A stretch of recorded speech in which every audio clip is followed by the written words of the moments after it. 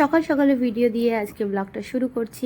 Hello hi everyone, আরেকটি নতুন ব্লগে তোমাদের ওয়েলকাম। যেমন কি দেখতে পারছো, আদ্দু স্কুলের জন্য রেডি। তো ছিল আজকে বাড়িতে মনসা পূজা, তো যার জন্য কিন্তু একদম তড়িঘড়ি সকালবেলা পুরোহিত আসবে বলে একদম সকাল সকাল কিন্তু মা উঠে পূজার জোগাড় করছিল, আর আমি ওদিকে আদ্দুকে রেডি করছিলাম। যেহেতু আদ্দুর স্কুল ছিল, ওদের তো ছুটি থাকে না, যেই পূজা পার্বণই হোক ওদের কিন্তু কোনো রকম ছুটি থাকে না, খুব কমই ওদের স্কুল ছুটি থাকে। তো আমিও আদ্দুকে নিয়ে চলে যাচ্ছিলাম স্কুল। তো স্কুলে ওকে নিয়ে তারপরে বাড়িতে এসেছিল এক রাশ কাজ।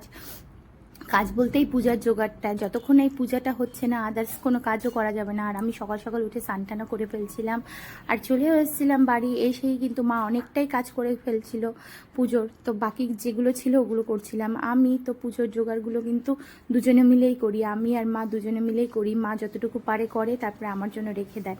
তো দেখো এই ফুলটা আমার এত ভালো লাগছিল, কি অদ্ভুত কালারটা। তো এই পূজার কাজ করতে করতে কিন্তু পুরোহিতদের কল চলে এসেছিলো যে তাড়াতাড়ি ও চলে আসবে, তাড়াতাড়ি জোগাড় হয়েছে কি না। তো ফাইনালি আমাদের কিন্তু তারা তড়িঘড়ি করে জোগাড় করছিলাম, আর ফাইনালি আমাদের জোগাড়টাও কিন্তু হয়ে গেছিলো। খুব তাড়াহুড়া করেই পূজা করছিলাম। আর আমাদের এই পূজাটা না, মনসা পূজাটা না, বাড়ির হচ্ছে হলো বংশের পূজা আর কি। বহু যুগ যুগ ধরে এই পূজাটা চলে আসছে।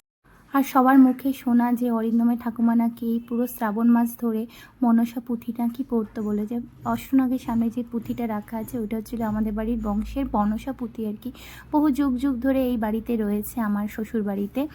তো আমাদের বাড়িতে আমার শ্বশুর বাড়িতে কোনো রকম মূর্তি দিয়ে পূজা হয় না, অষ্টনাগের পুজো হয়। তো পুরো শ্রাবণ মাস জুড়ে ঠাকুমা নাকি বলে মনসা পুঁথি নাকি পড়তো বলে, আর সবাই নাকি শুনতে আসতো, আর খুব ভালো করে বলে শুনতো। কিন্তু সেই সৌভাগ্যটা আমার হয়নি, আমি অরিন্দমের ঠাকুমাকে পাইনি, আর আমি শুনতেও পারিনি।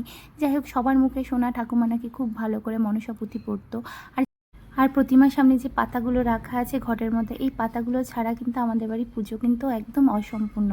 তো ফাইনালি অন টাইম আমাদের পুজোটাও কিন্তু হয়ে গেছিলো। এত তাড়াহুড়া করে পুজো হয়েছিল, মানে জোগাড়জাটি করছিলাম।